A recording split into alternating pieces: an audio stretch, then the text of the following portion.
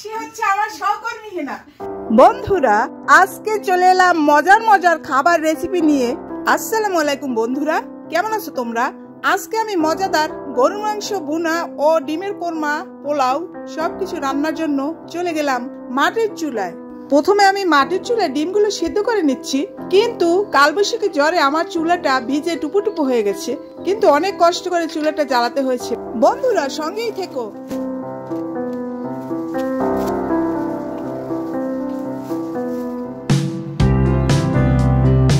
বন্ধুরা, আমি যেখানে রান্না করছি তার চারপাশে কলার বাগান, চলো তোমাদের দেখাই। এগুলো হচ্ছে ফরমালিন মুক্ত কলা। এই যে নিজেরা যদি চাষ করা যায়, তাহলে আমরা বাজার থেকে যে কিনে আনি বিভিন্ন রকমের ফলমূল সবজি, এগুলোই বিষ থাকে, কিন্তু আমাদের ঘরের চারপাশে যদি আঙিনায় এতটুকু জায়গা থাকে কারো, যদি নিজেরা রোপণ করা হয় গাছ, বিভিন্ন ধরনের ফল কৃষি করা যায়, তাহলে আমরা বিষমুক্ত খাবার খেতে পারি। ডিম সেদ্ধ দিয়ে আসলাম মাটির চুলায়, এখন সেমাই হবে গ্যাসের চুলায়। নাটোরের কাঁচাগোল্লা দিয়ে দেবো।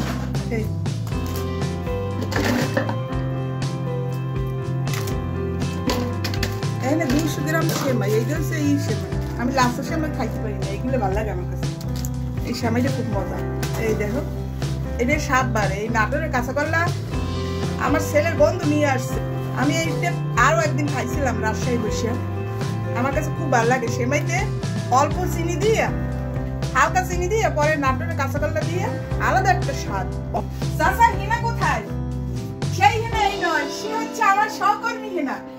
বান্ধবী বলা দিতে পারে, খুব ভালো মেয়ে।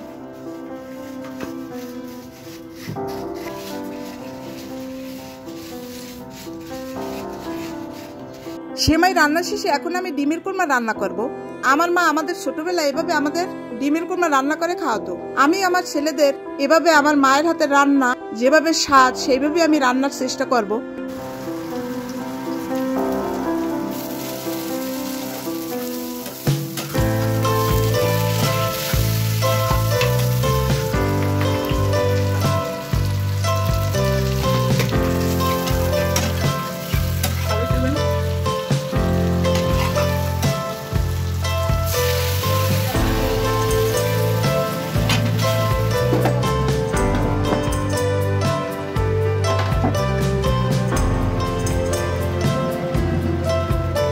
প্রথমে আমি গরুর মাংস রান্নার জন্য আদা রসুন বাটা ও গরম মশলা বাটা একবারে দিয়ে দিলাম, ও মরিচের গুঁড়া ও হলুদের গুঁড়া, পরিমাণ মতো লবণ ও সরষের তেল দিয়ে ভালোভাবে মাখিয়ে কিছুক্ষণ রেস্টে রেখে দেব।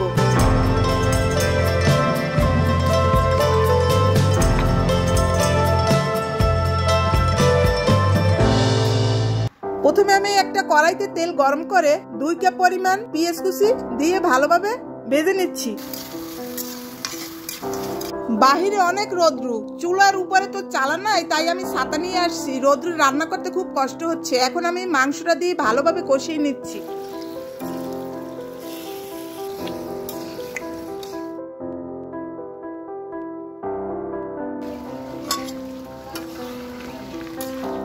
বন্ধুরা, সব রান্নার শেষে এখন আমার ছেলেকে মজার মজার খাবার খেতে দেব।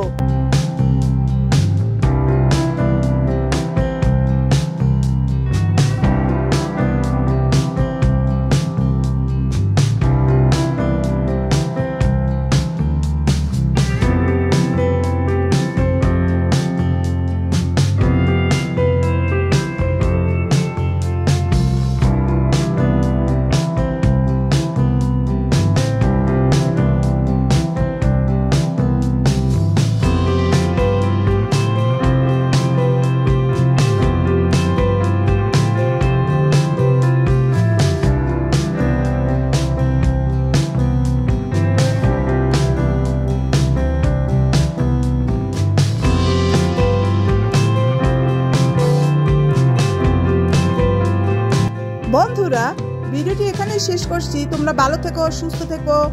ভিডিওটি ভালো লাগলে লাইক, কমেন্ট ও শেয়ার করো। আল্লাহ হাফেজ।